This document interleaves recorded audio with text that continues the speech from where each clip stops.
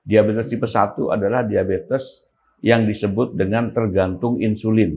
Ya, jadi dia kalau tidak mendapat insulin dia akan jatuh koma ketoasidosis. Ya, jadi bahaya itu sampai tidak sadar.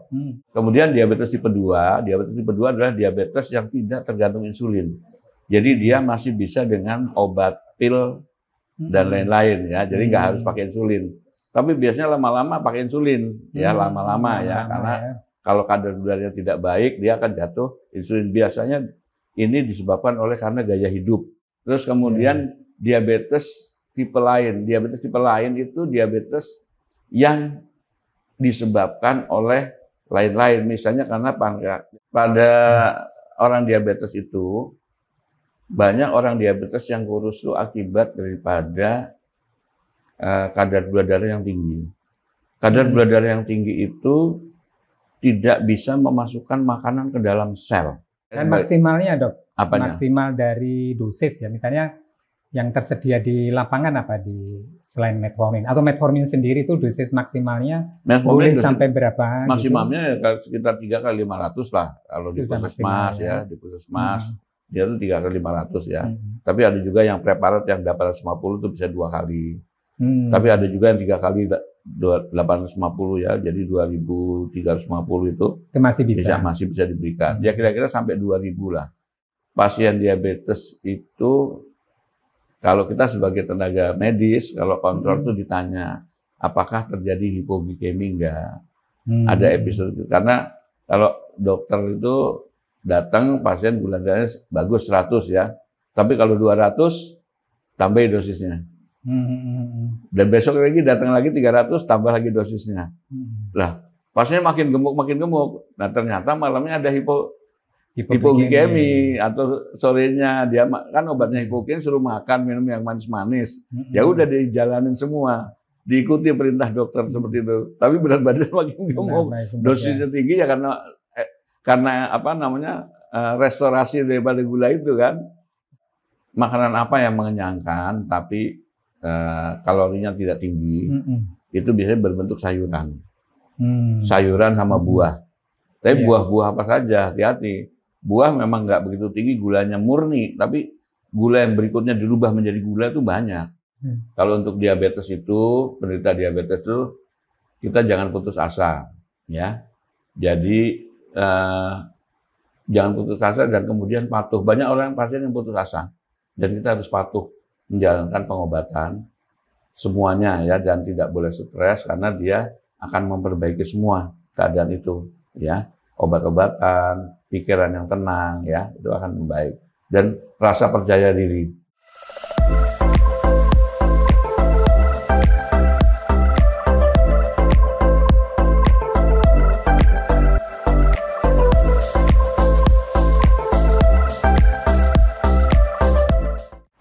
Ya, ketemu kembali dengan Mbah Cilik Sigit dalam hidangan segar, hidup bermakna, sehat, dan bugar. Nah, pagi yang cerah ini, Mbah Cilik bersama teman-teman tentunya, kita akan membahas topik terkait dengan menjaga kesehatan.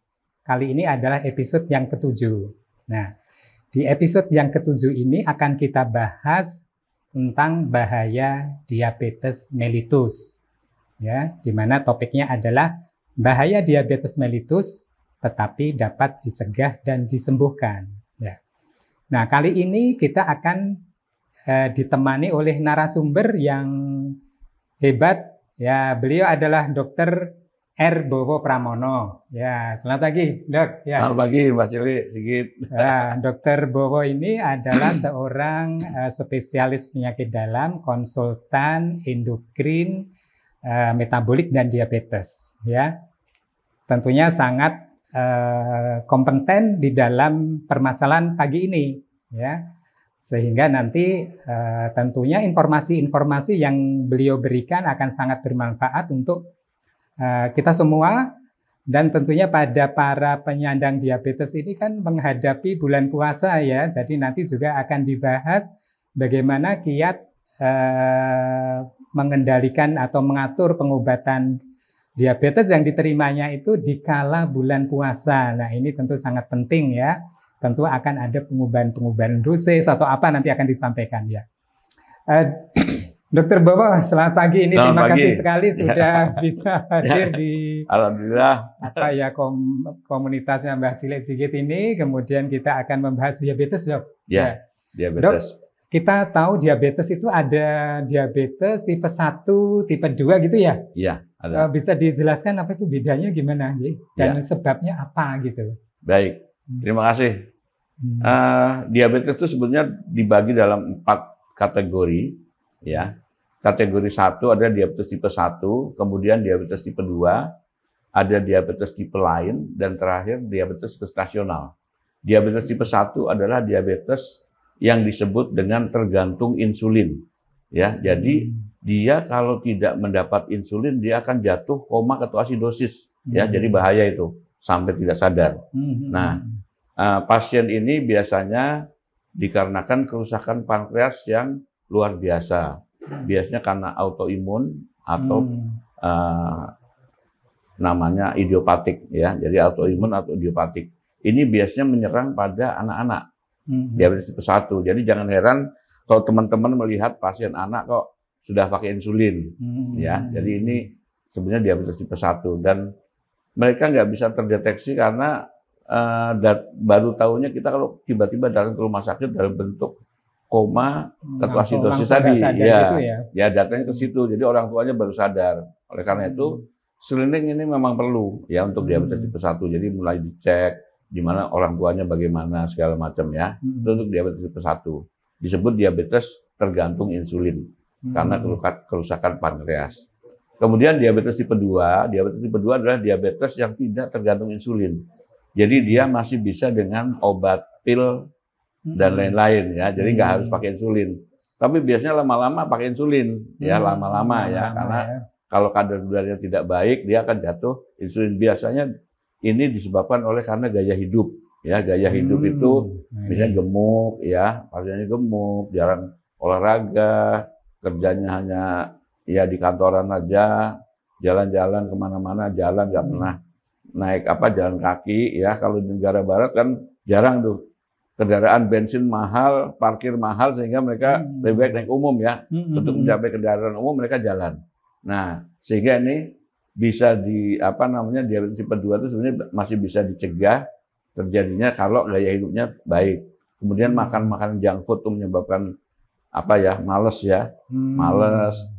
Terus dari sini ke gang depan warung aja naik motor sekarang ya. Kalau dulu kan jalan kaki. Jalan kaki ya. Sampai Pasar Gurian baru naik mobil ya, misalnya seperti itu. Nah, ini yang perubahan gaya hidup karena kemakmuran istilahnya.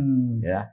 Terus kemudian diabetes tipe lain. Diabetes tipe lain itu diabetes yang disebabkan oleh lain-lain, misalnya karena pankreas. Jadi tubuh manusia itu ada pankreas menghasilkan insulin. Mungkin pankreasnya ada tumor sehingga harus dioperasi.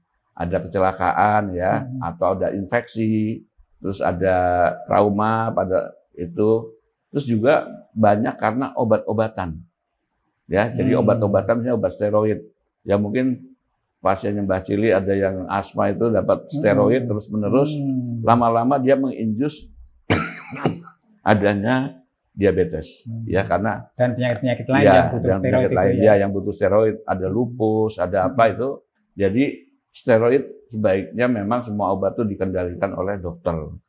Nah, kebanyakan orang pasien kan ke dokter bayar beli obat langsung aja gitu. Nah, itu yang bahaya, efek sampingnya itu ya.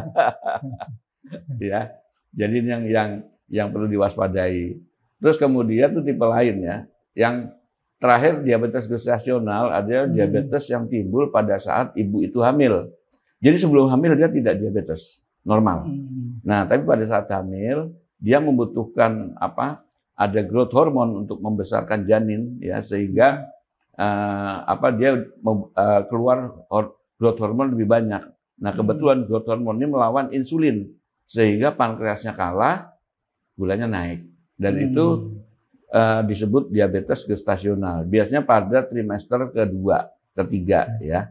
Saat melahirkan boleh lagi. Nah, yang bagus itu pasien ini kalau setelah melahirkan dia pulih lagi. tapi kalau dia ditangani dengan benar.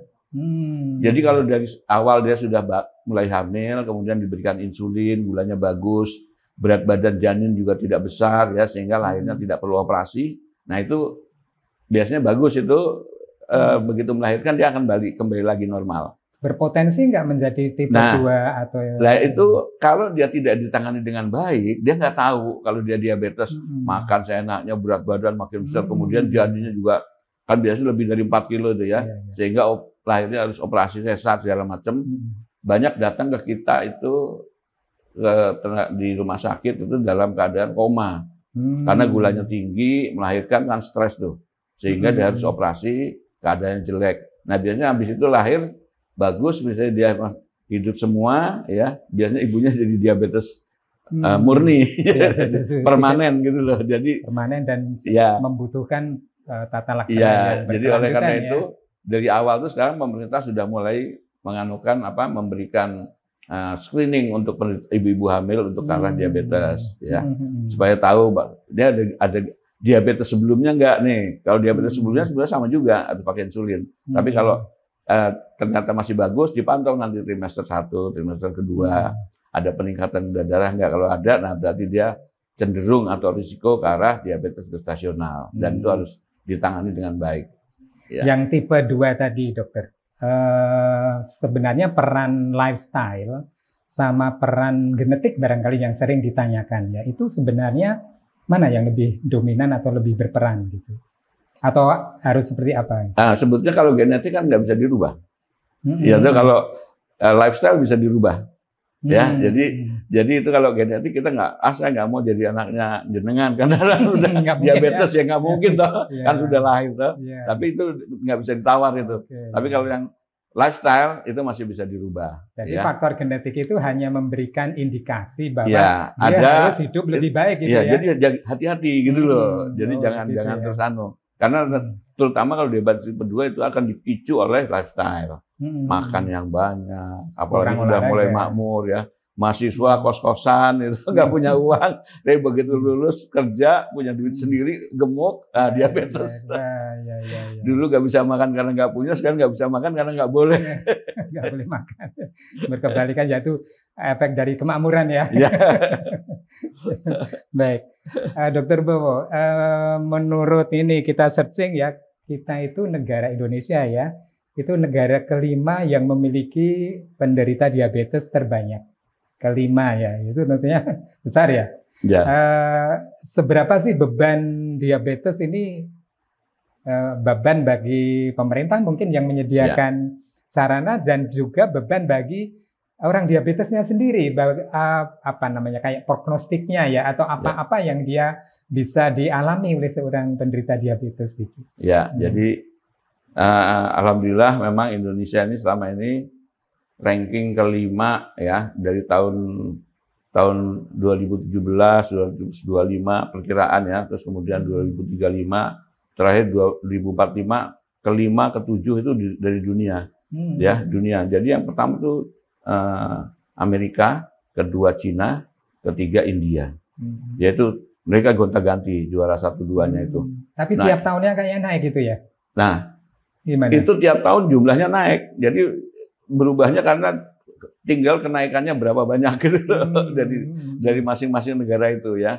Karena mereka negaranya luas, jumlah penduduknya juga banyak ya. Termasuk Indonesia kan walaupun negara kecil ya dianggap kecil, tapi jumlah penduduknya kan banyak. Ya, sehingga ini jumlah penduduk yang diabetes juga banyak. Ini dikarenakan tadi separuh negara berkembang ya. Jadi berkembang mungkin di ekonominya, begitu ekonomi berkembang, lifestyle-nya berubah, penyakitnya juga bertambah. Jadi ini Indonesia tetap yang terbanyak ya. Dan ini perlu diketahui karena jadi satu yang harus dipegang ya, bahwa diabetes itu tidak bisa sembuh. Ini dipegang dulu. Sehingga banyak orang nanti kalau sudah gulanya bagus dianggap sembuh, meninggalkan obat.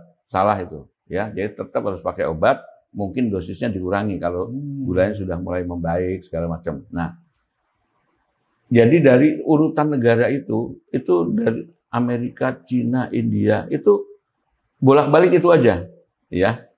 Ini apa yang terjadi? Berarti kalau ada obat-obatan dari sana, entah jamu, entah apa yang bilang dia bisa menyembuhkan, itu bohong. Ya, jadi itu kalau enggak kan mereka sudah turun ke bawah, udah pada sembuh kan. Jadi ini tetap itu dipegang aja. Ada kan dari wah ini dari mana India, ini obatnya bagus, dari Cina bagus, enggak. Jadi tidak ada yang bisa menyembuhkan. Nah, sekarang yang menyembuhkan baru itu aja belum sempurna adalah stem cell.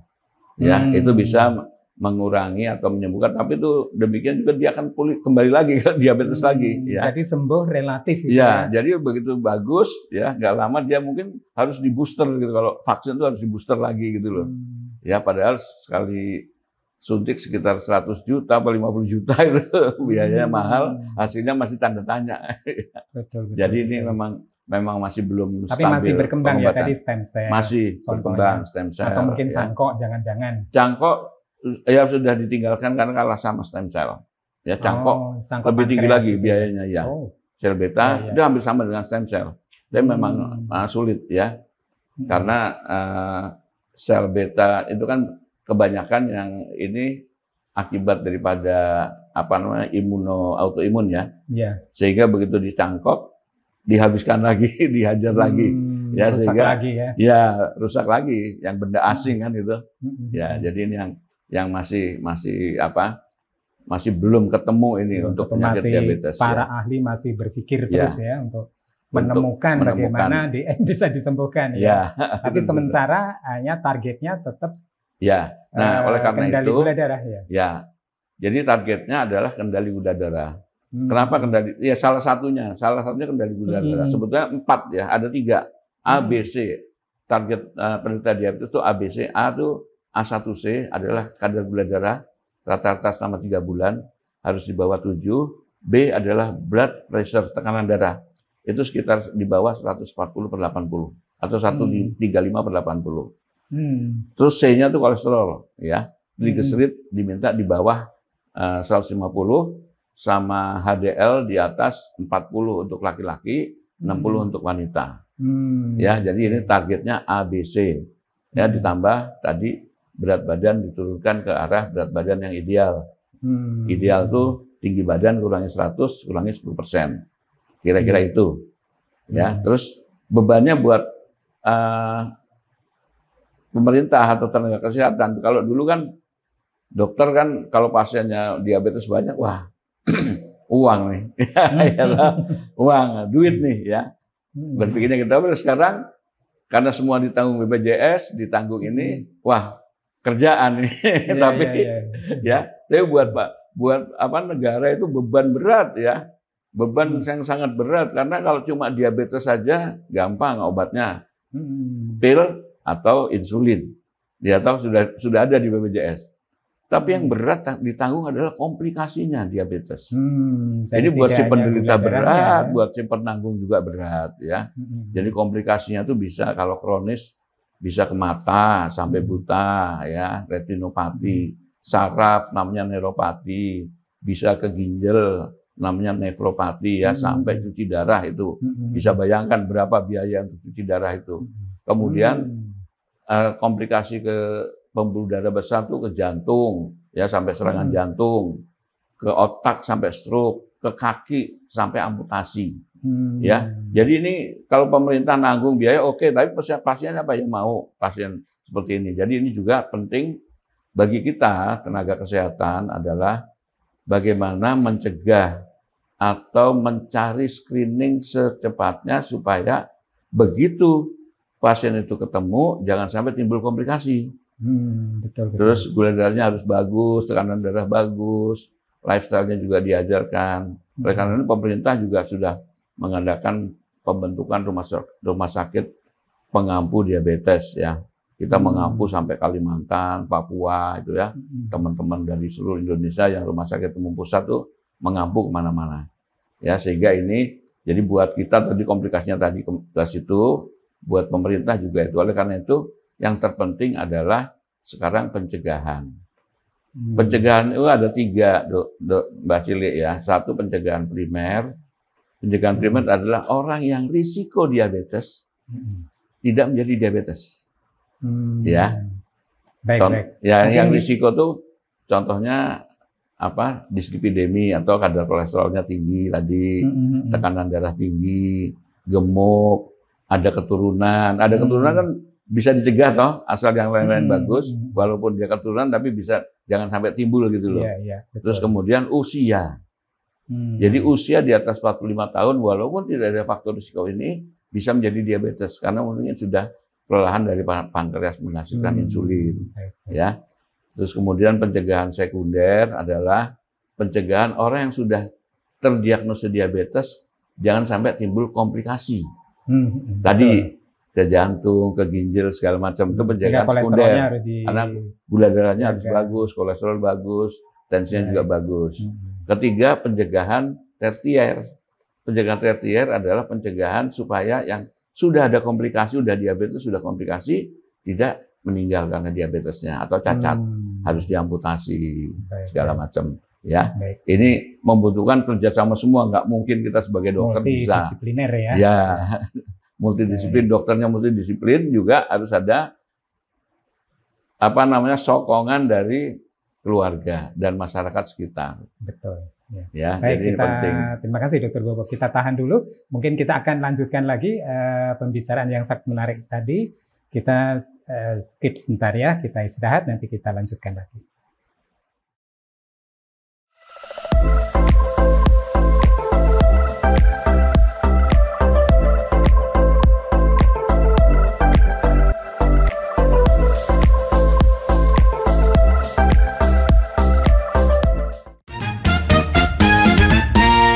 Rekomendasi homestay rombongan di Jogja yang bisa muat di atas 20 orang. Di sini ada 5 kamar tidur dan living room yang besar, cocok buat rame-rame. Lokasinya strategis, berada di Sedo Agung, Kecamatan Godean, Sleman, Yogyakarta.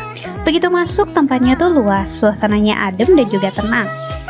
Ada 5 kamar tidurnya lengkap, pakai kamar mandi dalam dengan fasilitas air panas, kasurnya empuk banget dan juga kamarnya super bersih. Tiap kamar tuh desainnya beda-beda. Ukuran kasurnya ada yang twin bed dan juga queen bed, semuanya lengkap, kulkasnya juga ada.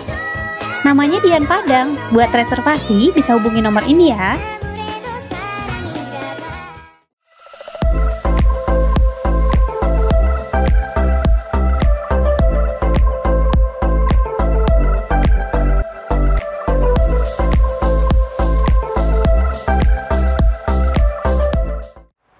Kita lanjutkan lagi perbincangan kita ya bersama Dr. R. Bowo Pramono, spesialis penyakit dalam, konsultan endokrin, metabolik dan diabetes. Ya. Luar biasa tadi sudah banyak sekali sampai kepada satu bentuk pencegahan ya. Ada primer, ada sekunder, ada tersier ya. Primer tadi sudah kita tidak ulangi lagi, tapi nanti langsung kita mungkin akan mengulang pembicaraannya nanti ya. Nah, tadi target, Dr. Bowo, kita akan bicara terkait target penderita diabetes, gula darahnya sekian, tekanan darah harus sekian, kolesterolnya harus sekian gitu ya. Nah, kemudian itu kan kadang-kadang ada efek orang gemuk kalau dapat insulin atau dapat jenis sulfonylurea ya. Nah, kemudian mengatur itu gimana ya supaya maksudnya target-target bisa tercapai, tetapi komplain dari atau keluhan dari pasien diabetes itu bisa juga kita perhatikan gitu ya. Ya, baik. Pengalaman gimana? Ya, baik, terima kasih Dr. Mbah Cili. Pada orang diabetes itu, banyak orang diabetes yang kurus itu akibat daripada kadar gula darah yang tinggi. Kadar gula darah yang tinggi itu tidak bisa memasukkan makanan ke dalam sel, ya. Jadi karena kekurangan insulin, jadi atau resistensi insulin. Oleh karena itu kadar gula darahnya harus normal, ya. Harus sekitar antara 100. Targetnya 100 sampai 150 itu kalau dicek HbA1c sekitar di bawah 7 itu, ya. Kalau itu komplikasi tidak timbul ya, tidak timbul lagi ya. Kalau sudah timbul ya timbul, tapi tidak makin berat, tidak ya. tambah berat ya. Tidak tambah berat komplikasinya. Terus kemudian makanan juga bisa masuk ke sel. Tapi kalau gula darahnya tinggi ya, dia akan merusak si organ tuh tidak mau makan. Ya, coba misalnya kita nyuguhin tamu ya. Kalau teh manis itu gulanya berapa? Sesendok ya, cukup mungkin 1 gelas ya, 1 cangkir ya. Tapi kalau kita kasih 2 sendok, 3 sendok, kira-kira diminum nggak? Pasti nggak diminum karena kemanisan. Apalagi sampai 4 sendok. Nah, kalau gula darah yang normalnya 100, begitu 200 atau 300, itu nggak mau makan itu. Padahal di dalam darah ya, kalau darahnya gulanya sampai 300, 200 itu, di dalam darah itu ada obat misalnya. Nah, obat itu nggak masuk ke dalam sel yang sakit. Makanan nggak masuk ke dalam sel yang sakit.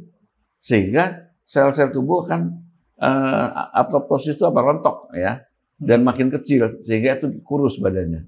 Nah, makanya kalau pasien kurus kita berikan sulfonylurea atau insulin. Itu sudah terjadi dekompensasi metabolik namanya, karena udah nggak berjalan dengan baik. Nah, pasien yang kenapa kalau diberikan ini sulfonylurea atau insulin, dia akan memacu pankreas keluar insulin atau insulin dari luar. Oleh karena itu kadar gulanya bisa masuk ke dalam sel sehingga dia bisa jadi gemuk.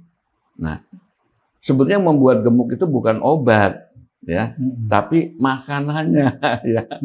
Jadi makanannya, kalau obat begitu dia sudah ini kan udah cukup. Dia kalau kelebihan daripada insulin kan akan ngedrop. Ya toh? Nggak akan. Kalau makanan ya gemuk. Jadi makannya harus diatur ya. Jadi kebutuhan dia tuh berapa sebetulnya ya. Kebutuhan dari si pasien, kemudian obatnya disesuaikan sehingga kadar gula darahnya bagus. Ini tidak akan jadi gemuk, ya. Tapi kalau terus gulanya dinaikin, naik terus itu dimasukin, insulinnya dimasukin, makannya banyak ya jelas makin gemuk. Jadi kalau sudah tadinya kurus sampai menjadi normal, nah kalau udah normal atur lagi makannya gitu loh. Tidak dengan kalori yang besar seperti sebelumnya gitu. Jadi itu yang perlu diperhatikan, sebenarnya gemuk itu karena makan. Ya, jadi itu tadi kalau penderita diabetes. Jadi jangan yang gemuk. Kalau gemuk itu biasanya terjadi resistensi insulin. Jadi insulin nggak mempan. Ada tapi nggak mempan. Jadi jangan dikasih insulin. Kecuali kalau gulanya tinggi, kita turunkan dulu dengan insulin, baru. Karena memang banyak, misalnya pada pasien yang baru diabetes tapi gulanya udah tinggi ya, jadi dia masih gemuk tipe 2 itu. Ya, sehingga insulin dibutuhkan kalau gulanya memang masih tinggi. Tapi kalau sudah mulai turun bisa diperbaiki dengan misalnya obat-obat metformin segala macam, itu berat badan bisa bagus, gula juga bagus. Tapi biasanya sudah nggak mempan ya kalau udah terlalu lama ya. Dari dan maksimalnya dok, apanya? Maksimal dari dosis ya, misalnya yang tersedia di lapangan apa selain metformin, atau metformin sendiri itu dosis maksimalnya boleh sampai berapa? Maksimumnya gitu? Sekitar 3x500 lah kalau di puskesmas ya, di puskesmas dia itu 3x500 ya. Tapi ada juga yang preparat yang 850 itu bisa 2 kali.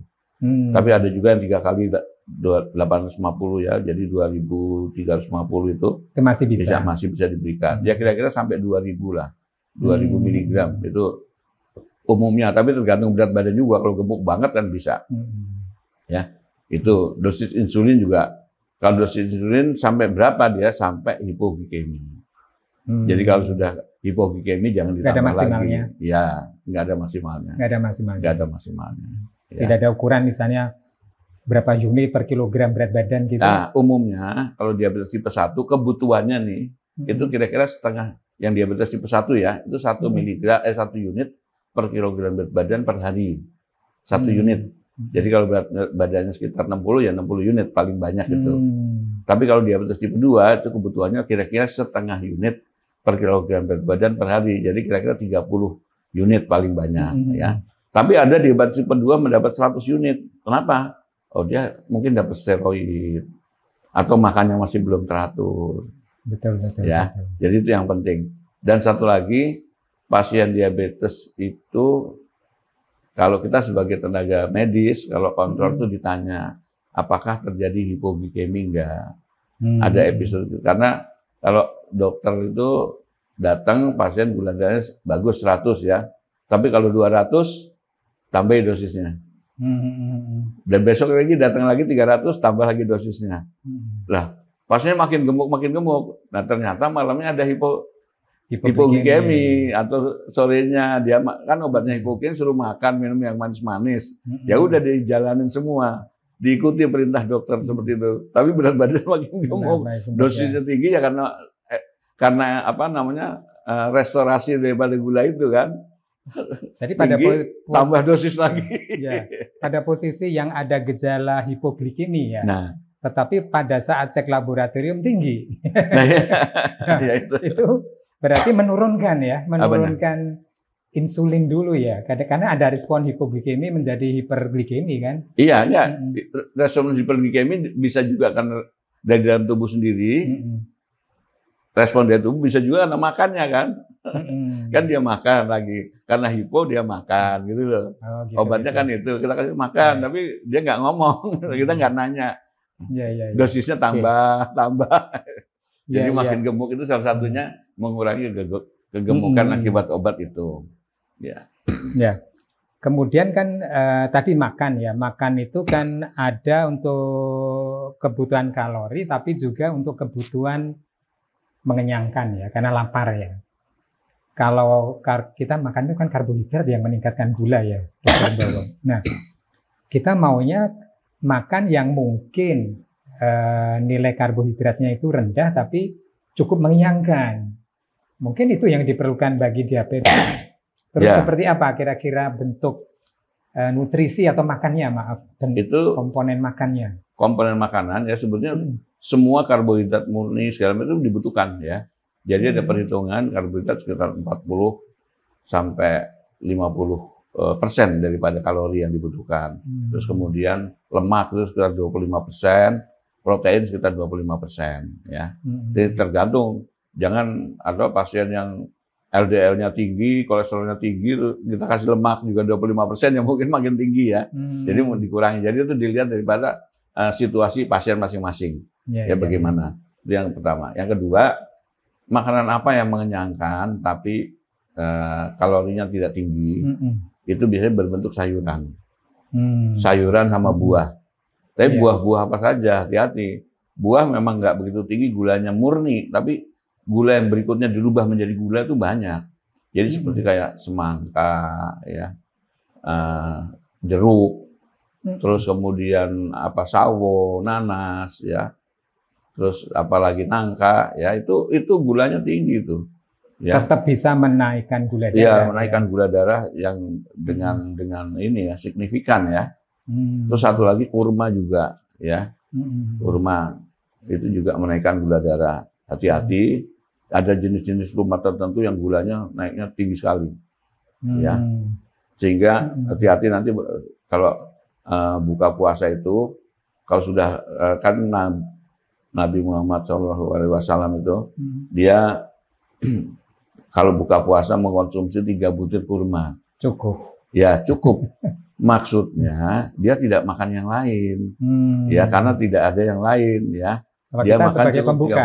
Ya, kalau kita 3 butir kurma, kacang hijau, kolak, ya toh, belum nasinya, bakso, apalagi kalau buka bersama itu.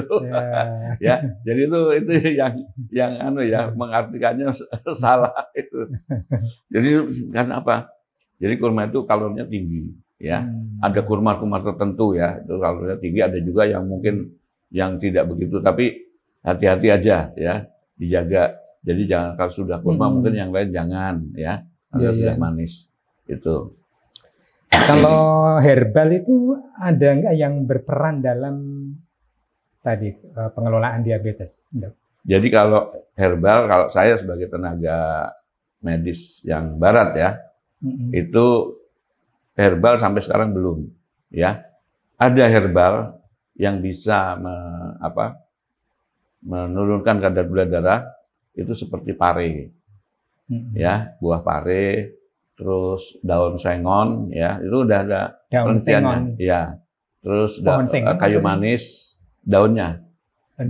Ya, itu ada kita sudah pernah mengadakan penelitian, mau mengadakan penelitian, cuman memang kan biaya penelitian itu mahal. Ya. Tidak sebanding dengan hasil penjualan daripada herbal. Makanya kalau herbal mahal tuh jangan, obat tuh memang mahal ya. Nanti kalau herbal sudah jadi ada generiknya. Itu. Jadi herbal itu yang itu tadi bisa mempengaruhi gula darah turun. Saya dulu pernah mengonsumsi pare ya. Saya kebetulan penderita diabetes, saya juga memakai insulin. Saya makan pare. Waktu di itu pare itu gula saya tinggi, terus menjadi bagus. Pagi pare, siang pare, ada direbus, bikin somai, ya, dioseng-oseng, ya, itu gulanya jadi bagus. Cuma sehari-hari saya makan pare, pembantu saya makan daging lah, hari saya makan daging lagi, ya, jadi itu rugi saya yang kerja. makan yang murah-murah ya. Makan pare, karyawan saya makan daging segala macam. Itu anu herbal ya. Tapi herbal itu sampai sekarang memang belum bisa dijadikan standarisasi karena belum lengkap. Misalnya contohnya pare yang digimanakan, dioseng-oseng, direbus, dikukus. Kan beda banyak itu, gitu ya. Kan beda itu perlakuannya ya. Rebus, kukus, ya, dioseng, digoreng, dibikin somai misalnya, itu beda dengan satu sama lain. Kemudian pare yang tumbuh di Jawa, di Papua misalnya itu juga beda. Sehingga untuk standarisasi susah. Kita belum bisa sampai sana. Mungkin kalau sudah bisa sampai sana, itu contohnya metformin itu kan dulu dari bunga apa itu ya? Metformin itu dari bukannya dari kayu manis? Bukan, kayu manis sendiri. Metformin dari bunga. Bunga apa itu? Ya sudah ada itu. Awalnya ya. Nah, awalnya dari situ. Terus kemudian dirubah bisa jadi kimia dengan rumus kimia yang sama ya. Jadi dibuat seperti itu. Dan memang betul bisa menurunkan itu. Ini kayak obat yang terakhir ini yang sangat bagus adalah SGLT2 inhibitor, itu dibuat dari kulit pohon apel. Ya, itu bagus karena sudah buat kimianya gitu loh. Jadi mahal. Ya, jadi mahal. Karena biaya Tapi penelitian. mungkin kalau dari pohon apel sendiri mungkin akan lebih mahal itu. Karena nggak semua daerah punya loh. Iya betul. Iya. Itu demikian. Jadi pengaruh herbal ada, tinggal kita penelitiannya yang belum, mungkin belum itu. Tapi kalau herbal yang murni ada, sayuran tadi. Iya betul. Ya. Artinya tetap untuk dalam rangka mengurangi masukan karbohidrat kan dalam mengurangi masukan sehingga dia mudah kenyang. Tetapi herbal sebagai pendamping barangkali ya, sebagai apa namanya camp ya, sebagai camp is okay mungkin ya. Artinya tidak meninggalkan pokoknya gitu. Tapi yang jadi masalah herbal justru harganya lebih mahal daripada yang obatnya. Tablet, iya. Iya betul. Tabletnya BPJS, herbalnya beli. Iya betul. Jadi malah bayar. Oke. Kemudian selain mengatur makanan kan olahraga. Ya. Nah, seperti apa olahraga yang dianjurkan yang sampai mempengaruhi atau menurunkan resistensi insulin? Ya. Baik olahraga itu dianjurkan itu sekitar 30 menit minimal ya tiap hari paling enggak seminggu 5 kali itu 30 menit ya. Tidak harus pagi, bisa kapan saja, yang penting itu 30 menitnya ya. Jadi olahraganya apa saja, yang penting tidak menimbulkan cedera. Kedua, nggak usah yang berlomba, kompetisi itu nggak usah ya, karena nanti akan cederanya akan besar. Apalagi yang sudah tua ya. Ketiga, yang bisa dikerjakan. Jadi tidak semua orang kan bisa toh, nunduk aja mungkin susah gitu kan. Nah itu nanti kan olahraga apa yang disesuaikan. Malah jatuh nanti ya. Jadi kita jangan menganjurkan olahraga misalnya seperti tenis atau sepak bola gitu, jangan. Ya. Tapi kalau dia tanya, pasien tanya, dok boleh nggak saya tenis? Boleh, supaya dia tidak bosan. Ya boleh, itu karena itu dan nggak mungkin tiap hari ya. Dan itu juga untuk rekreasi ya. Untuk. Soalnya kalau kita bilang, ayo Pak olahraga apa sepak bola gitu, nanti dia balik ada alasan, udah olahraga Pak? Belum. Kenapa? Teman saya cuma 9, cuman saya sepatunya nggak ada, lapangannya belum dapat. Nah itu ada alasan untuk tidak. Jadi orang diabetes tuh ngeyel Pak. Ya ada pasien saya yang dia sudah olahraga tiap hari 30 menit. Dok, saya tiap hari 30 menit sampai 2 jam, Dok. Saya olahraga, tapi kok gula darah saya nggak turun-turun. Loh, olahraganya apa, Pak? Catur. Loh, catur bukan olahraga. Dokter salah. Catur itu olahraga. Dia masuk ke Percasi di bawah KONI, Komite Olahraga Nasional Indonesia. Oh iya ya. Jadi orang diabetes itu ngeyel. Jadi maksudnya bukan olahraga tapi gerak badan atau latihan jasmani itu. Kira-kira efeknya apa kalau catur tadi? Kan maksudnya kan stres itu ya, hormon adrenalinnya naik itu. Efeknya gula darahnya gimana? Turun atau malah naik? Kalau gula darah catur yang stres ya tadi. naik. Karena apalagi kalau kalah. Apalagi kalau kalah. Ya. Kalah kalau taruhan lagi. Ya. Baik, Dok. Dok, kalau bulan puasa gimana ini? Nah, dosis obat dan sebagainya. Jadi mungkin ini juga penting untuk diketahui ya. Ya, jadi bulan puasa ini untuk umat di Indonesia nih penduduknya mayoritas Muslim. Jadi hampir semua diwajibkan menjalankan ibadah puasa kecuali yang nggak mampu. Ya, tapi kalau nggak mampu tuh harus ada surat RT RW setempat ya bahwa tidak mampu. Surat keterangan tidak mampu. Enggak, jadi maksudnya tidak mampu misalnya sakit segala macam. Nah, orang diabetes kan sebetulnya kita sudah membuat dia seperti normal lah. Bisa hidup normal, semua normal. Jadi kalau memang dia sanggup puasa. Diwajibkan puasa. Harus ya. Nah, pada saat puasa, pada saat hari normal, itu kan hitungan kalorinya adalah untuk 3 kali makan. Ya. Jadi pada saat puasa kan cuma 2 kali makan. Jadi kalau saya untuk gampangnya dosis obatnya dikurangi 2/3-nya. Jadi kalau yang misalnya diminum 3 kali ya 2 kali saja, ya. Tapi kalau dosis insulinnya misalnya 10 unit ya 7 unit saja, ya kira-kira 2/3-nya dari itu, ya. Cuman syaratnya satu, kalau buka puasa juga jangan ngamuk, ya. Maksudnya semua dimakan. Nah kalau memang jumlah asupan kalorinya sama ya dosisnya obat bisa sama, bisa sama, ya. Tidak, apalagi kalau yang sebelumnya memang belum terkontrol sebelum Ramadan itu kita harus dosisnya bisa sama. Tapi kalau dia sudah sedikit aja. Ya, tapi kalau dia sudah terkontrol kira-kira seperti itu. Contohnya kalau orang yang pakai insulin 2 kali ya pagi dan sore misalnya, kalau puasa bagaimana? Jadi yang sahur dikurangi separuhnya. Ya, dikurangi separuhnya.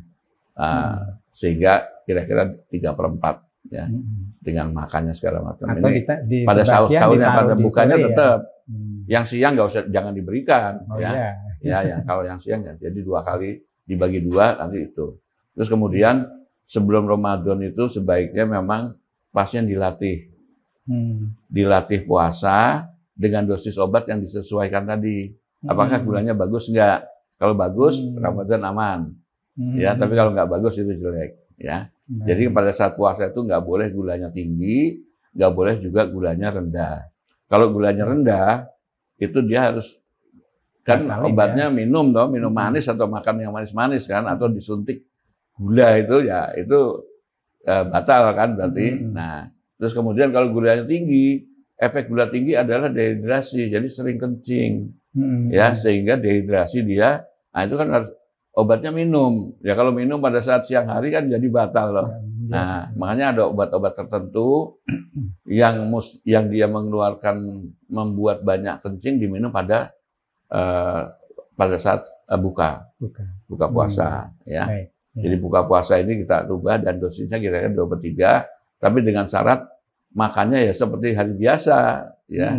Maksudnya yang makannya 3 kali jadi 2 kali, tapi hari biasa, dosis hari biasa. Kalau bisa ya sedikit lebih kurang ya mestinya. Ya, mestinya. Inti dari puasa kan menahan diri. Menahan. Gitu. Nah, yang jadi masalah itu pasien kalau umat yang punya penyakit begitu menjalankan puasa bagus semua. Ya, diabetes bagus, jantung nggak pernah kumat-kumatan, asma nggak pernah. Karena pada saat puasa kan kita suruh menahan diri. Ya, nafsu dikurangi mau marah juga ditahan ya, sehingga penyakit-penyakit yang diinjus atau diperberat oleh stres ya itu berkurang sehingga bagus. Jadi sebetulnya yang memperberat penyakit-penyakit ini stresnya itu betul. Itu harus dikelola. Jadi kita salah selama ini tidak berkolaborasi dengan psikosomatis atau dengan psikolog ya, bagaimana pasien-pasien kita pasti punya masalah psikologinya. Betul. Ya, itu yang perlu kita ikut tangani. Baik. Jadi untuk Ramadan ini dianjurkan kalau saya pasien yang sakit coba dulu.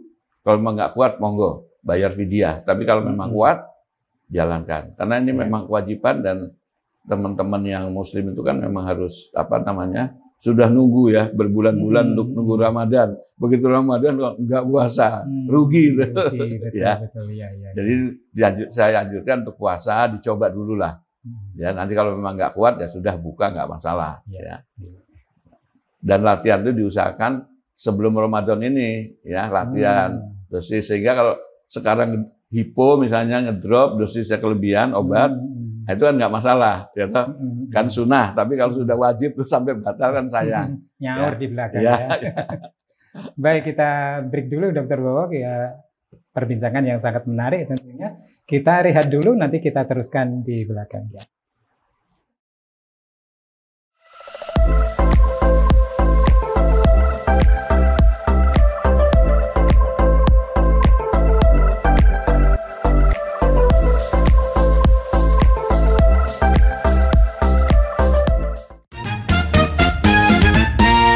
Rekomendasi homestay rombongan di Jogja yang bisa muat di atas 20 orang. Di sini ada 5 kamar tidur dan living room yang besar, cocok buat rame-rame. Lokasinya strategis, berada di Sedo Agung, Kecamatan Godean, Sleman, Yogyakarta. Begitu masuk, tempatnya tuh luas, suasananya adem dan juga tenang. Ada 5 kamar tidurnya lengkap, pakai kamar mandi dalam dengan fasilitas air panas, kasurnya empuk banget dan juga kamarnya super bersih. Tiap kamar tuh desainnya beda-beda. Ukuran kasurnya ada yang twin bed dan juga queen bed, semuanya lengkap, kulkasnya juga ada. Namanya Dian Padang. Buat reservasi bisa hubungi nomor ini ya.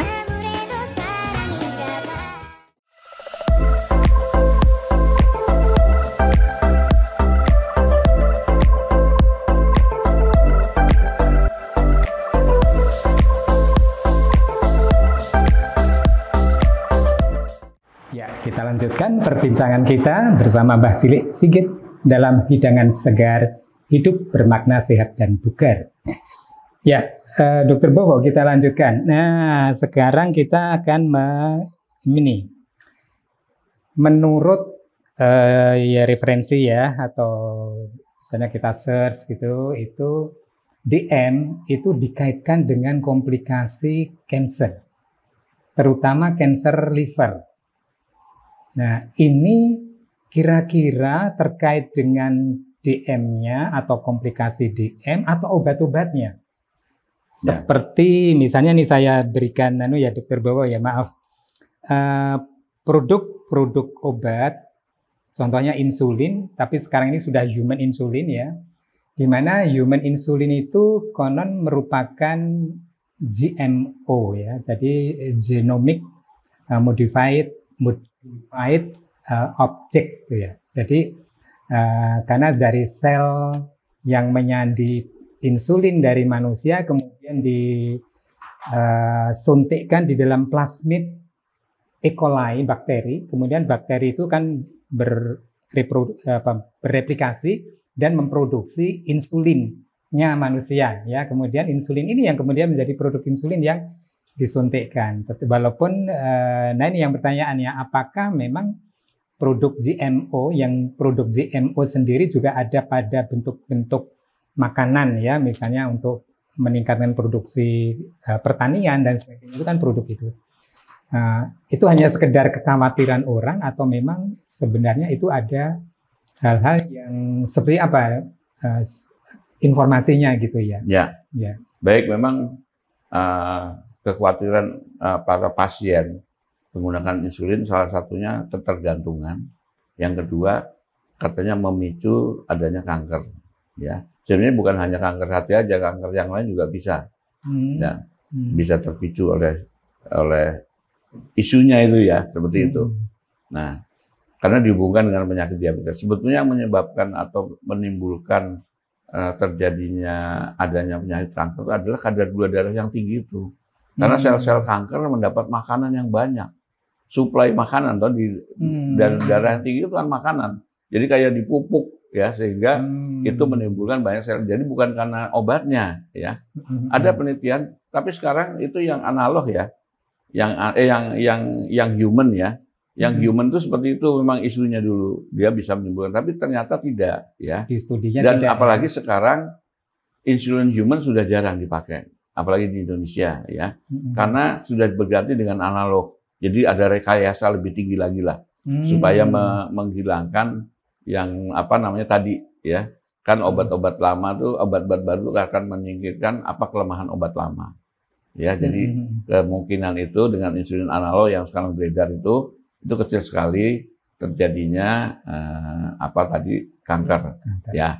Itu sudah ada studinya, itu ada satu insulin yang dituduh ya dari kalangan medis secara internasional, dituduh ini menyebabkan kanker karena banyak yang tapi ternyata tidak ya. Setelah kita retrospektif penelitiannya namanya Origin ya, itu untuk sel insulin glargin, ternyata dia tidak, bahkan dia memperbaiki atau mengurangi risiko terjadi kanker ya. Memang kalau tidak ada bukti penelitiannya ya orang bisa bicara apa saja, tapi sudah terbukti sudah terbukti dari penelitian itu bahwa itu tidak, bahkan dia bisa memperbaiki atau mengurangi kejadian komplikasi terhadap jantung pada pasien diabetes dengan pemberian insulin tersebut ya. Jadi ini salah satu isu bagaimana dia membantah apa namanya, dan insulin lain diklaim lebih tinggi daripada glargin, berarti kan lebih baik gitu. Klaimnya itu, sehingga kita anggap bahwa yang dari glargin ini bisa mewakili itu. Jadi itu. Kalau kondisi di liver yang kita sebut dengan apa ya, perlemakan, kemudian steatohepatitis karena perlemakan tadi itu tidak mengarah ke kanker atau ke hepatitis kronik seperti apa, Dok? Itu bisa kalau perlemakan liver sama itu bisa berpengaruh ke sana. Ke sana ya. Walaupun tanpa hepatitis kronik B atau C gitu ya. Bisa ke arah sana. Ya, jadi itu memang ada penelitian dari gastro, kalau nggak salah hasilnya seperti itu. Jadi apa namanya? Penyebab daripada perlemakan kan ya kadar-kadar yang tinggi itu toh, nah, mesti diobati juga ya. Itu yang mungkin kaitannya dengan kita selain menormalkan gula juga harus kolesterol juga harus kolesterol, triglycerid dan sebagainya itu ya. Baik. Nah itu perlu diperhatikan. Kemudian Dok, komplikasi lain yang mungkin tidak mendapatkan porsi, kalau mungkin kayak neuropati, kayak apa gitu kan orang lebih mudah menyampaikan ya. Nah, keluhan yang terkait dengan keperkasaan laki-laki itu. Impoten. Ya. Itu gimana? Apakah harus menerima saja atau sebenarnya ada upaya-upaya yang kita lakukan gitu? Jadi apa namanya, komplikasi diabetes itu tadi ada dua sebetulnya ya. Ke mikro dan makrovaskuler. Mikro itu pembuluh darah kecil, itu ke ginjal, ke mata, ke saraf ya, tadi sudah kita sebutkan. Makronya itu ke jantung, ke mana lagi, ke otak, stroke, sama kaki ya. Nah, proses terjadinya impotensi pada penderita diabetes itu hampir sama seperti karena ini ya. Jadi kan di dalam apa namanya, kesehatan alat kelamin laki-laki itu kan ada namanya corpus cavernosum itu ya. Itu dia mengempis ya sesuai dengan kebutuhan ya dan situasi. Itu dipengaruhi oleh hormon. Nah, pada penderita diabetes itu proses mengembang empisnya itu udah nggak berjalan. Sama seperti pembuluh darah itu. Jadi di pembuluh darah itu kan, kenapa orang bisa serangan jantung stroke, karena pembuluh darah jadi kaku dan di dinding pembuluh darah ini banyak plaknya daripada kolesterol segala macam ya. Ini di situ berperan sehingga aliran darahnya sempit, nggak mencapai target sehingga lemah ya, jantungnya, ototnya lemah ya, nggak mendapat makanan ya, terus juga pembuluh darahnya bisa menutup, itu bisa. Nah, demikian juga ini, dia tidak bisa melakukan kembang kempisnya itu lagi kan. Kalau sedang ereksi itu biasanya kan mengembang itu ya. Nah, ini tidak berjalan, vasodilatasinya nggak berjalan, ya. Itu karena sudah kaku, ya. mungkin ada timbungan plak atau segala macam, kita mungkin hampir sama lah itu nanti ahli itu, tapi prosesnya seperti itu, sehingga itu sudah. Tapi juga penyakit impotensinya itu banyak yang disebabkan oleh stres.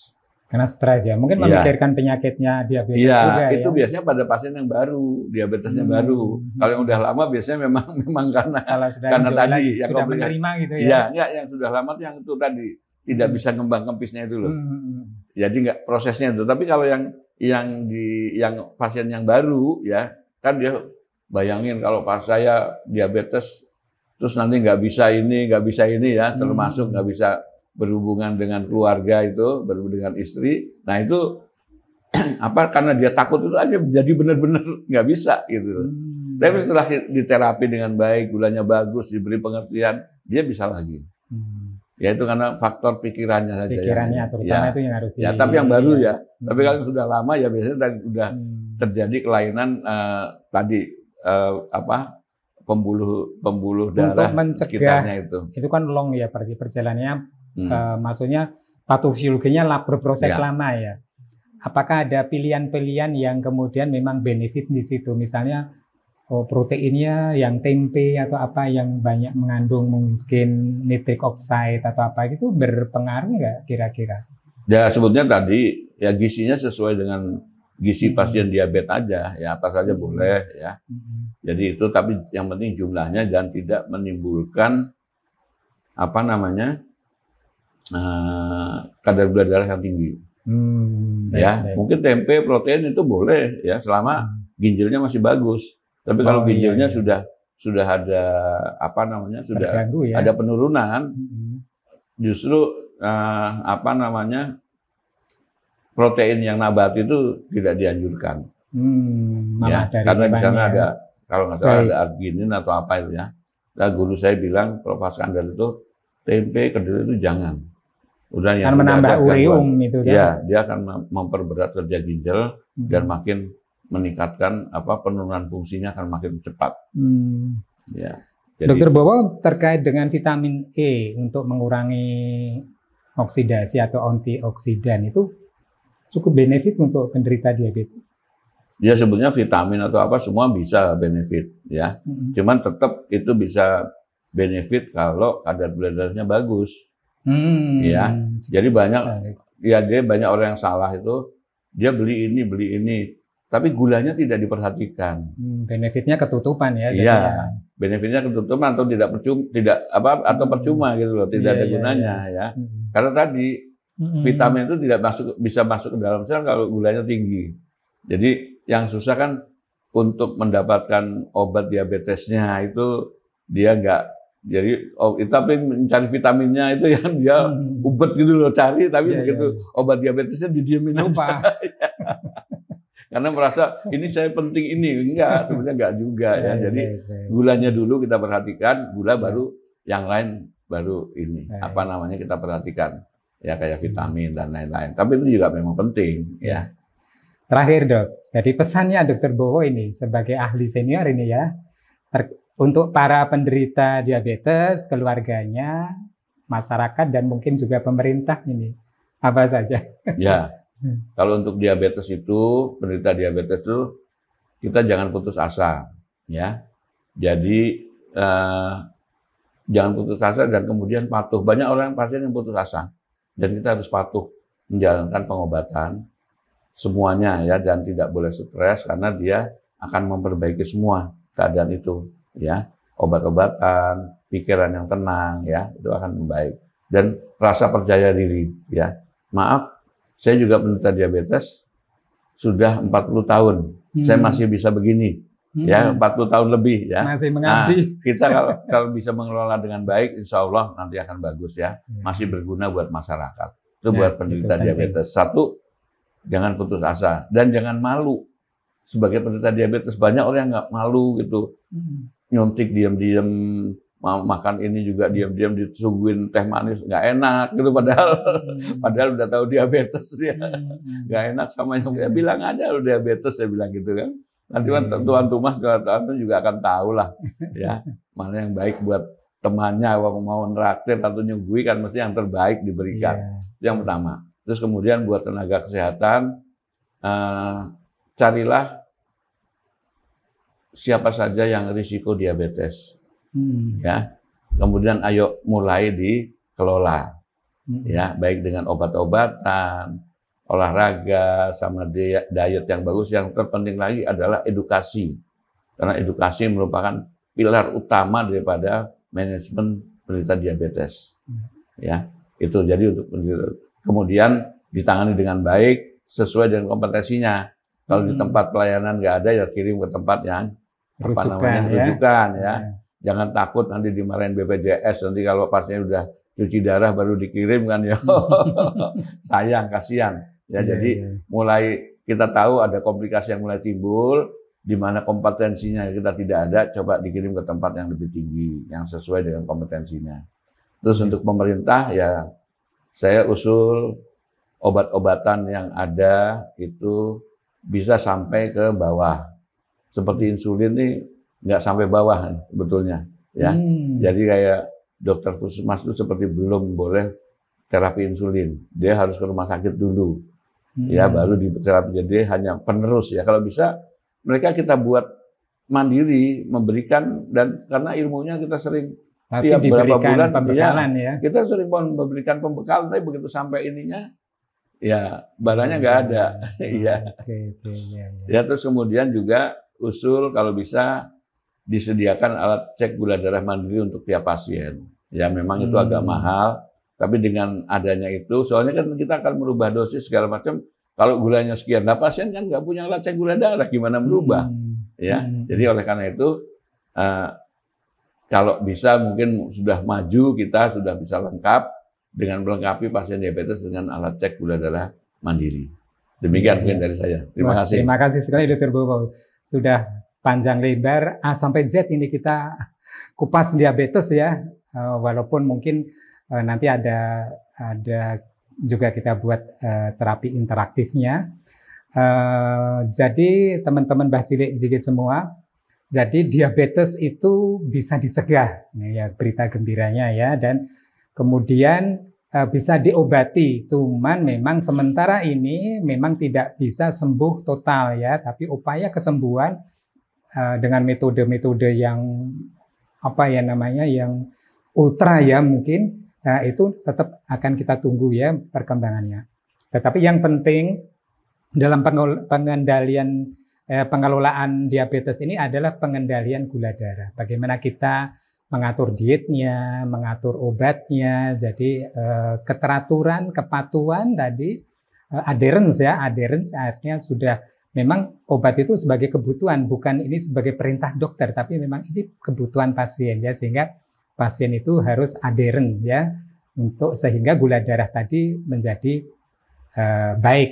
Nah, kendali komorbid, ya, seperti tensinya, kolesterolnya juga itu harus betul-betul sesuai dengan targetnya supaya komplikasi jangka panjang, apakah itu mikrovaskuler, makrovaskuler. Mikrovaskuler bisa mengenai ginjal, mata, dan juga saraf, sedangkan makro bisa mengenai otak dan juga jantung dan kaki tadi, ya, dengan munculnya luka-luka yang sulit disembuhkan karena itu ada gangguan vaskuler di tingkat perifer. Nah, ini semua itu bisa dicegah kalau kita tertib dan target-target terapi bisa dicapai dengan baik. Nah itu dan pesan Dr. Bowo tadi adalah pasien itu harus semangat, tidak boleh kemudian tidak bersemangat, ya, karena hanya dengan bersemangat itu maka akan tertata laksana. Stres kendalikan dengan baik supaya stres tidak akan membuat tambahan komplikasi yang bisa terjadi pada diabetes. Ya. Kira-kira itu yang bisa kita resumekan. Like, jangan lupa berikan komentar, subscribe dan share, ya. Berikan komentar terkait apa yang sudah kita bahas dan apa yang diinginkan supaya kita ke depan bisa memberikan materi-materi atau informasi-informasi yang dibutuhkan oleh teman-teman semua. Salam makna sehat, hidup bermakna sehat dan bugar. Sampai jumpa lagi. Dr. Bowo, Terima kasih sekali Terima kasih. sudah hadir. Ya. Assalamualaikum Mudah-mudahan- warahmatullahi wabarakatuh. Waalaikumsalam. Mudah-mudahan nanti bisa ada topik Bisa. yang lebih menantang lagi. Baik, siap. Perubahan dan pola pikir. Benar bahwa kejadian dan perubahan yang terjadi adalah sudah menjadi ketetapan ilahi. Demikian juga apa yang terjadi pada setiap orang adalah sudah menjadi ketetapannya. Tetapi sadarkah bahwa orang telah diberikan kemurahan untuk menentukan pilihan? Niscaya apa yang terjadi pada manusia akan terkait dengan pilihan yang telah dipilih. Orang mengenal sebagai nasib, dan ini hanya konsekuensi dari suatu pilihan. Sebenarnya, bisakah nasib dirubah? Untuk ini, cobalah kita renungkan. Seorang siswa, entah itu namanya pelajar, mahasiswa, ataupun karya siswa, yang belajar tanpa ketekunan dan tidak lulus ujian, bahkan harus drop out, dan tidak pula memiliki strategi dalam upaya mencari pekerjaan, sehingga jatuh dalam kemiskinan. Di sana ada ketetapan tidak lulus ujian dan drop out. Akhirnya hidup dalam kemiskinan sebagai nasibnya. Satu ketetapan terjadi berkaitan dengan upaya yang dilakukan. Insya Allah akan terjadi ketetapan yang baik andai orang tadi tekun belajarnya.